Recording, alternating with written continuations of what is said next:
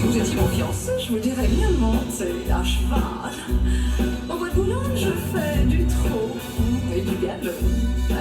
Par sa longévité, en fait, le Crazy Horse est vraiment un lieu emblématique de la culture française. C'est des spectacles qui ont vraiment traversé les années avec le style très parisien.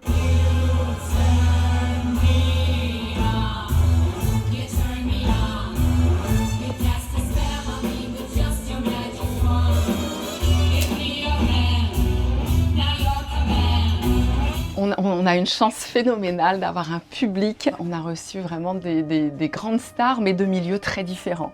On a pu recevoir Steven Spielberg, Almodovar, Beyoncé évidemment, mais des chanteurs comme Sting, des acteurs, des actrices. Vraiment, c'est très très éclectique. Mais il y a aussi des célébrités, des gens qui comptent, oui, dans la vie politique, qui passent. Voilà, mais c'est top secret. L'ADN du Crazy, c'est en fait de toujours s'inscrire dans l'air du temps, mais d'avoir un propos qui perdure.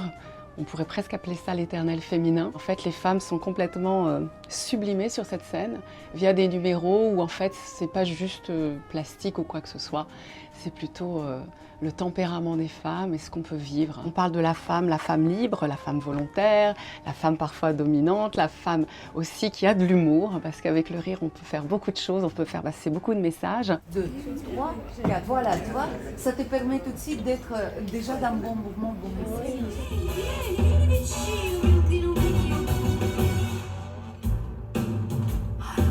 Essayez de bien ensemble.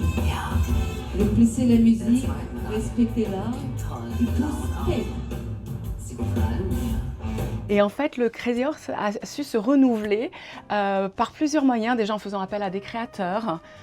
Donc ça s'inscrit dans l'Ici et Maintenant, et aussi avec des guest stars comme Christian Louboutin, Ariel Dombal, Dita Von Teese. Donc en fait, c'est des personnes qui marquent l'époque et qui viennent inscrire leur signature sur des numéros ou des collaborations avec le Crazy.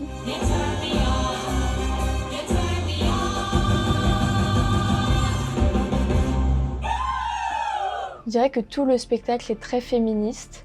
Il y a un nouveau numéro qui s'appelle Vertige, qui a été créé cette année. Et c'est un spectacle où on n'a pas de talons, cet objet qui représente énormément la féminité et la femme au Crazy.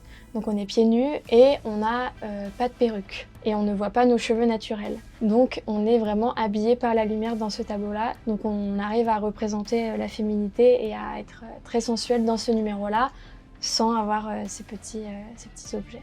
Habituellement, les gens qui se permettent de critiquer, c'est des gens qui ne sont jamais venus voir le spectacle.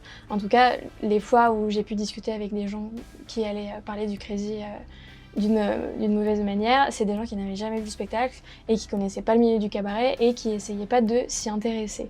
Donc moi j'invite ces personnes-là à venir voir le spectacle de leurs propres yeux, pas sur Instagram. Je les invite vraiment à venir voir le spectacle parce que le spectacle c'est un spectacle intelligent, c'est un spectacle qui est créatif. La femme est magnifique dans ce spectacle-là et on est féministe et on est forte et on est libre et on le fait vraiment et on le crie haut et fort.